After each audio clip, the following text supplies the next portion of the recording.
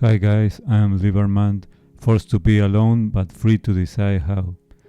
Today we're going to imagine something that has never happened in human history. A thought experiment, a hypothetical simulation. Let's call it the day men silently quit society. A simple idea. What if on the same exact morning millions of ordinary men, electricians, truck drivers, farmers, mechanics, programmers, plumbers, builders, soldiers, and engineers decided silently and independently to stop participating in society? No protest, no distraction, no revenge, just absence. Each man lives quietly for the countryside. He takes what little money he has, buys a small piece of land, and decides to live alone, off-grid, self-sufficient, just in peace. What happens next? The morning it all begins is at 5 a.m. At first, nothing seems unusual. Cities wake up as always. Streetlights still glow, coffee shops prepare to open, and the first commuters expect the usual hum of engines. But there's silence. Delivery trucks aren't moving. Garbage collectors don't arrive. Bus drivers are missing. Trains stay parked. No one understands why. By 7 a.m. in the morning, subway stations are half empty. A few trains run, driven by automated systems, until the systems stop for unexpected maintenance. There's no one left to fix them. It's 8 a.m. and here comes the first signs of chaos. In hospitals, half the staff doesn't show up. Mostly male technicians, ambulance drivers, security staff, biomedical engineers, gone. Power plants start reporting personnel shortages. Water treatment stations run, but no one's on shift for their next rotation. The backup generators are working, but no one's maintaining the diesel input. Online, hashtag start trending. Hashtag where are the men? Hashtag National Sick Day. The mainstream media assumes it's a coordinated strike, but there are no demands, no statements, no leaders, just silence. By the noon, the fragile foundations start cracking. By midday, supermarkets begin running out of deliveries. Truckers, warehouse loaders, logistic managers, all gone. Women in offices try to keep things running, but soon realize they depend on invisible male labor for every basic system: electricity, transport, sanitation, security, internet. Social media fills with panic and jokes. My Wi-Fi is down again. Who do I call? The elevator stopped between floors. Why isn't my Amazon package moving? By 3 p.m., elevators in high-rise buildings stop working entirely. Plumbers and electricians aren't answering calls. No one's fixing leaks or repairing air conditioning units. It's still only been 10 hours. By 6 p.m. is when the city feels it. As the sun sets, city lights flicker, then fade. Power grid fail region by region. Why? Because maintenance crews didn't arrive for their 12-hour shift, and the automated relays overloaded. Gas stations close. Police departments go understaffed. Men are gone from traffic control.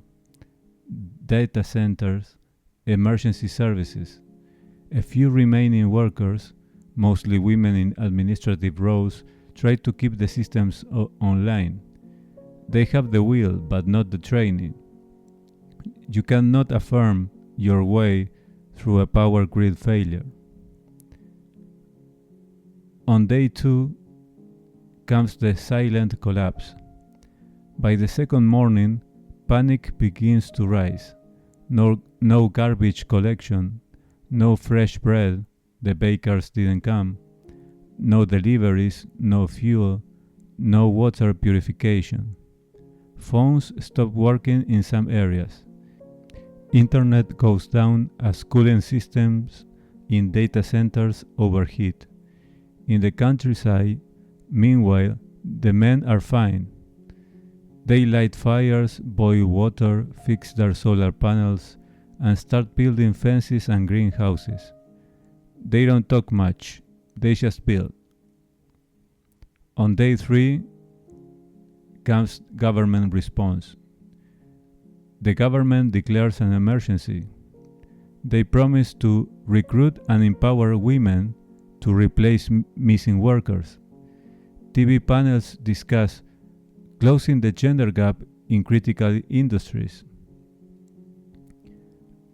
But by now, power outages have spread nationwide. Oil refineries have stopped. Airports close because ground crews and controllers are gone. Attempts are made to call the men back through emotional appeals. Society needs you, your families need you. We cannot survive without you. But the men don't reply. They are not angry, they are just gone and done. 1 week later, the domino effect. After 7 days, food supplies are down by 70%. Hospitals ration electricity and water. Factories stand silent. Financial systems glitch from lack of maintenance. Trash covers entire cities. Public order begins to crumble. Women protest in front of government buildings demanding solutions, but there's no one left to enforce order. Police forces are gone, military bases abandoned. 1 month later, the gender shockwave. After a month, cities become unlivable. Mass migrations start toward rural areas, the same areas where men have quietly settled.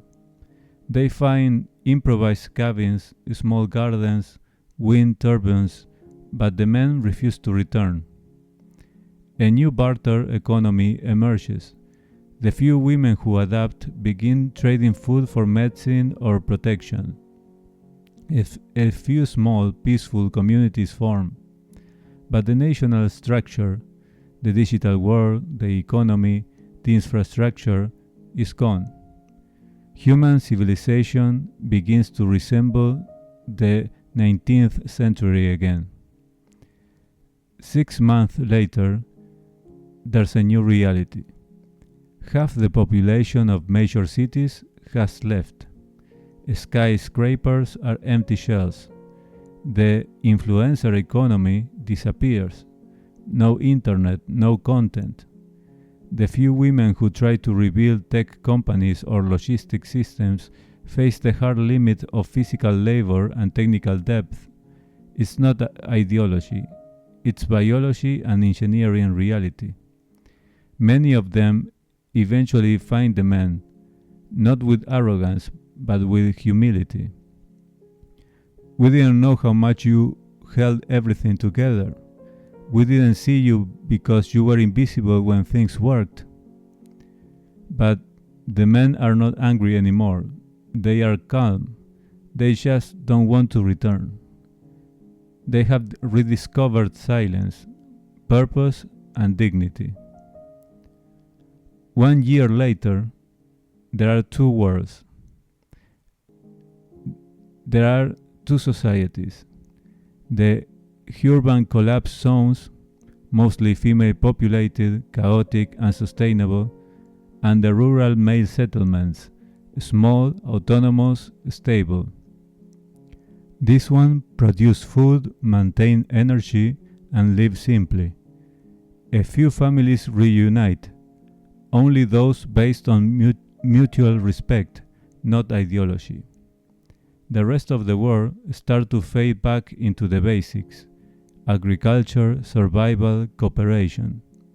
There's no longer feminism or patriarchy, just human beings learning once again what balance really means. So, what is the real meaning of the experiment and simulation? This isn't about gender war. It's a simulation, a mirror. It shows what happens when men stop serving a system that no longer values them. When the silent engine of civilization, that is male labor, maintenance, and discipline, stops turning. We live in a culture that celebrates everything visible: emotion, words, image, but mocks everything invisible: duty, logic, engineering, protection. And yet it's those invisible things that keep the world alive. If men were to quit all at once, simultaneously, we wouldn't see oppression end. We would see civilization end. So let's have a look, applying the C4PC model, how each personality group would withdraw. Men whose personality types falls into the macro group called the internal rationals, they are the philosophers, the engineers. They will live with precision, planning energy systems, solar grids, small workshops. They would document everything, create efficient minimalism, and live in quiet isolation. Their life would become an experiment in autonomy. Their motivation would be order, structure, and logic. And they will get to create off-grid labs, silence, and stability. For men whose personality types falls under the macro group called the external rationals, they are the builders, the mechanics, and entrepreneurs. They form small functional groups: community builders, trade networks, repair brigades. They would focus on production and exchange. The new economy will start with them. They get motivated by functionality and progress, and so they will manage to get small male microcities, being pragmatic and cooperative. The personality types of men that falls into the macro group called the internal emotionals, they are the writers, the artists, the healers. They would choose remote cabins near rivers or forests. They would live in harmony, introspection, and creativity, rediscovering meaning in silence, writing philosophy, or recording music for no one but themselves. They get motivated by inner peace and authenticity, and they will manage to create poetic isolation and spiritual renewal. And for the personality types of men belonging to the macro group called the external emotionals, they are the social and empathetic men. At first, they will struggle with loneliness. They miss connection, but over time, they would form small communities, shared meals, cooperations, mutual care, small families born naturally again. They get motivated by companionships and humanity, and they will manage to get the first seeds of a new balanced society. So, if every man who feels ignored, used, or replaced walk away from a system that doesn't value him, the world will remember, painfully fast, who keeps it alive. This simulation is not revenge, it's just awareness. The goal isn't to quit, but to realize your worth and decide consciously where to invest your life force. Because civilization without men's quiet strength is not liberation, is extinction. So thank you for listening. If something of this video has been helpful to you, please leave a comment and share your thoughts. And please like and subscribe to support this channel. Stay strong, take care, and see you in the next one.